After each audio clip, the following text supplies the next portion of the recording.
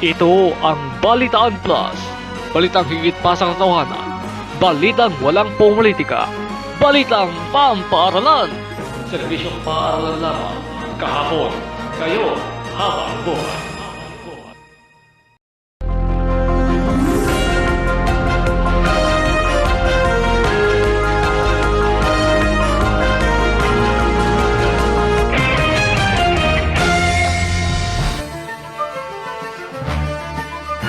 Pagtatapos 2026 ng Patnubel MTC, naganap na ilang mga mag-aaral ng junior at senior high na bigyan ng mga parangal.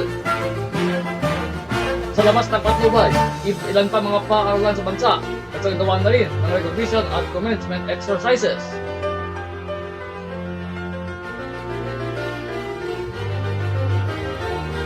At para sa General Trias Cavite, nakahakot ng Sandamakmak na awards sa kanyang recognition.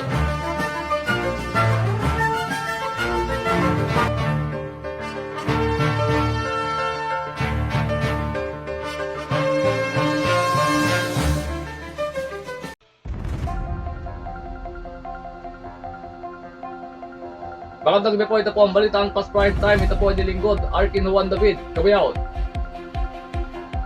Mga kabalitaan, naganap na po ang pagtatapos 2026 ng Patnubay Academy at Mother Teresa Colegio de Noveleta sa Rosario, Cavite. Ilang mga mag-aaral sa Patnubay Academy at Mother Teresa Colegio de Noveleta ang dumalo sa recognition at graduation kaninang umaga. Nauna nang nagmarcha ang ilang mga mag-aaral mula sa elementarya, una hanggang ika-6 na baitang.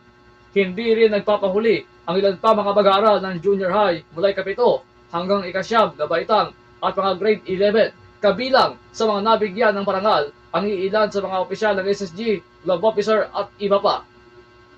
Ang inulikod po ay nakatanggap din po ng service award kanina at medalya kanina umaga bago matapos po ang recognition. Sa pagpatak ng tanghali, sumunod na rin ang ilan pa mga gagraduate na junior high at senior high sa pamamagitan ng commencement exercises na isinagawa ng dalawang paaralan. Kabilang sa mga nakagraduate ay ang presidente ng Supreme Student Government ng Mother Teresa Colegio de Noveleta, si Allen Pandolina. Samantala, pagtatapos 2026, inaos din sa ilang mga paaralan sa bansa.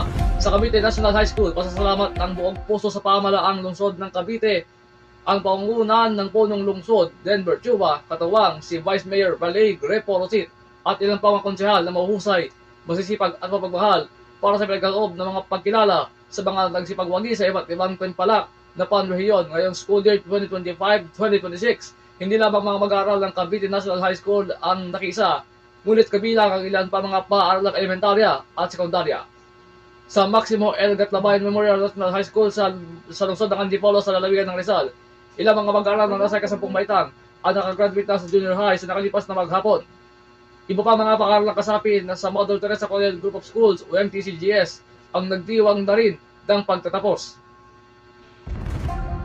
Samantala, para sa General Trias Cavite, nakahakot ng Sandamakmak na award sa kanyang recognition na puno ng hiyawan at palakpakan ang General Trias Convention Center nang tawagin ng pangalan ng grade 2 student na si Daniel Elijah B. Signo sa isinagawang Elementary Recognition Day ng kanilang paaralan.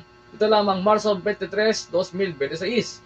Anya, walang mapaglagyan ang saya at pagpapasalamat niya sa Panginoon para sa mga tatanggap ng anak.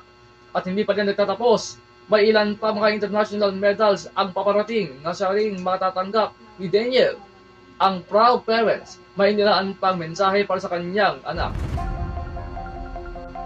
At yan po ang kabuuan ng mga balitang higit pa sa katotohanan, patas na nagbabalita sa paaralan. Para sa iba pa mga balita, mangyaring mag-email sa officialbalitaanplus@gmail.com o bumisita sa balitaanplus.com.ph.facebook.com sa bayang napapakinggan sa DCHS, DCHM, Radyo High School Nationwide, maging sa iba pa mga impitasyon ng Balitaan Plus Online Campus Media Group. Ito po ang nilingkod, Arkin Juan David Cabiao, nagsulat para sa Balitaan Plus. Maraming salamat po, mabuhay ang Pilipinas at isang malugod na pagbati po at iyang pag-aaral.